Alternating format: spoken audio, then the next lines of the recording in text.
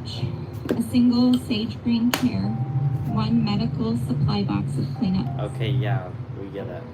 As the averting eyes closed the door to this hospital cell, the only words she could give me were, "The doctor and social work will be in soon." Yes, okay, listen. This is very tragic. This trial, these kids got to go to jail. They have to go to jail, but the cops have done nothing. The SWAT team serves some warrants.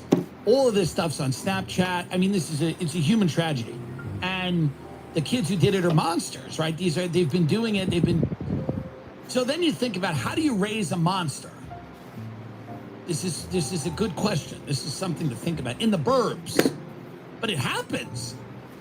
It actually happens when kids have nothing to lose. They feel like they have nothing to lose, whether they are from the projects and they feel like they see all their friends get killed in front of them, and the value on human life is very low because they are thrust into a world where things are insane from a young age.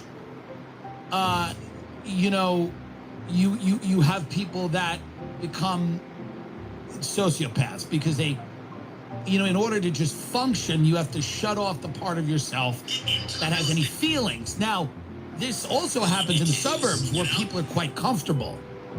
And you have kids that are just genuinely going out randomly attacking kids, doing serious damage to them and then killing one of them. And then you have their parents swooping in and going, "We're going to protect you. And we're going to we're going to help you get away with murder." Which is, I never had a relationship to my parents like that, but I guess a lot of people do. I like my parents. I love my parents. They're good people, but they never would have tried to shield me from the consequences had I murdered somebody. And they have recommended, finally the Gilbert PD has recommended charges to a bunch of these kids, but it says juveniles and adults. Now that could mean that some of the kids are 18, but that could also mean that they will charge some of the parents with trying to obstruct and protect these kids. And it's an ex-girlfriend. It's always the one who gets you. She's coming out and telling people what went down. This kid was 16 when he died. When your kid dies, it really ruins your whole life as an adult, as a parent. You can never really come back from that. You can live a life, you can live a good life, but you can never come back fully from losing a child. It doesn't happen. So the idea that the kids who did it would get off or go free is crazy.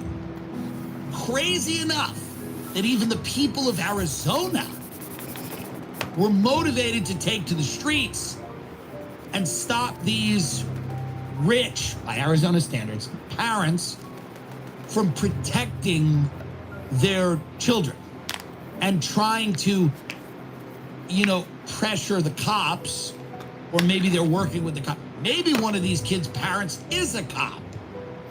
We don't know. We don't know about that. But it's got to be maddening to see nothing done. And people are going to go, "Well, they're rich white kids. This happens often." Well, I'm sure that it happens more often than when they are black kids. We know that. We get it. But there should be some justice here for this child that was murdered. And that's this case that I've been following. These Gilbert Goons. It's a squad of marauding Mormons, maybe. I don't know. Maybe it's not. And by the way, if it comes out that they're not Mormons, then hey, egg on my face. Apologies.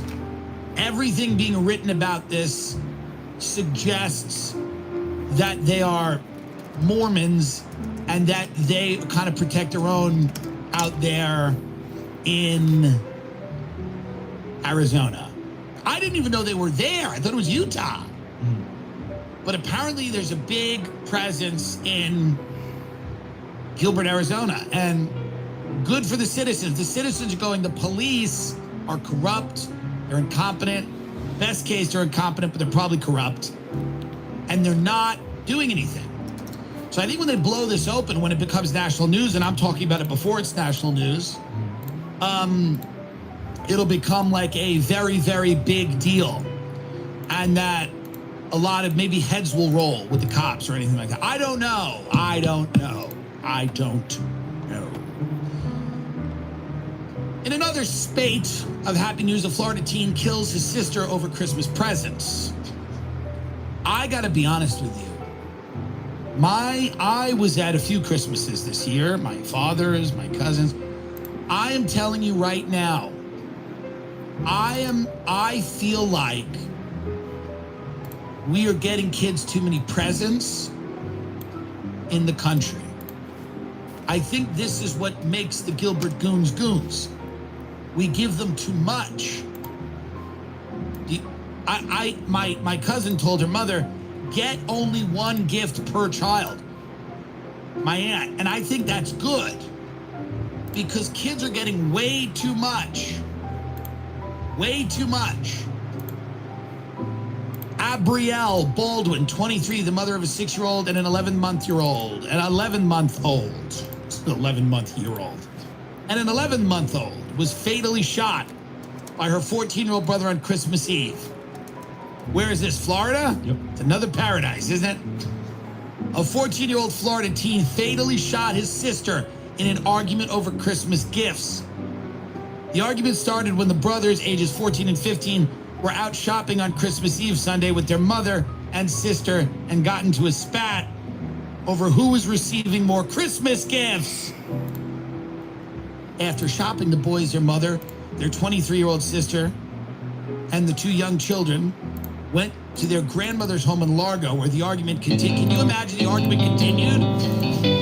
So I guess they're at like a mall or something. They start fighting about who's getting more gifts.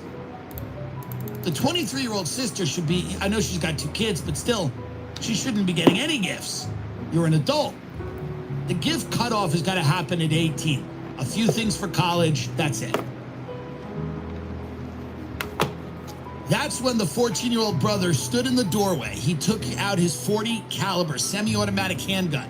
He pointed it at his brother and told him he was going to shoot him in the head.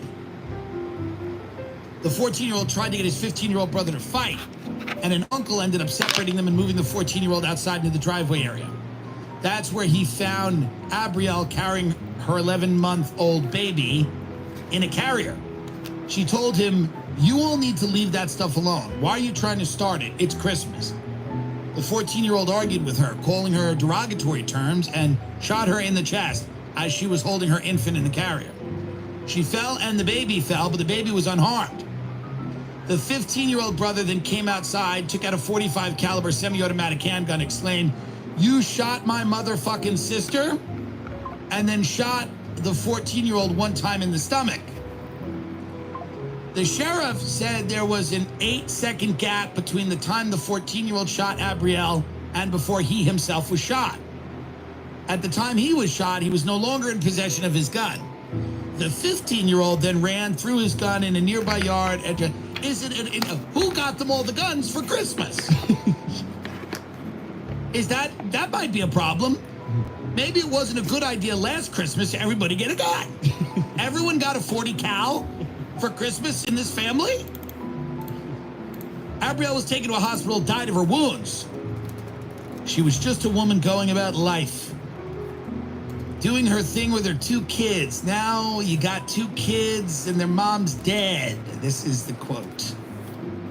14-year-old is charged with first-degree murder, child abuse, and being a delinquent in possession of a firearm. The kids, this is the problem. Remember when, there was this idea that, like, the children are the future and the children are going to... The children are a real big problem in this country. And I think, these kids carried guns all the time. They're out in the middle of the night doing car burglaries. How many of these homicides are young people? Tons. Young people in this country are a threat to everyone. When I see a young person, I'm on edge. I'm not even kidding. When I see a young person now, I'm 38.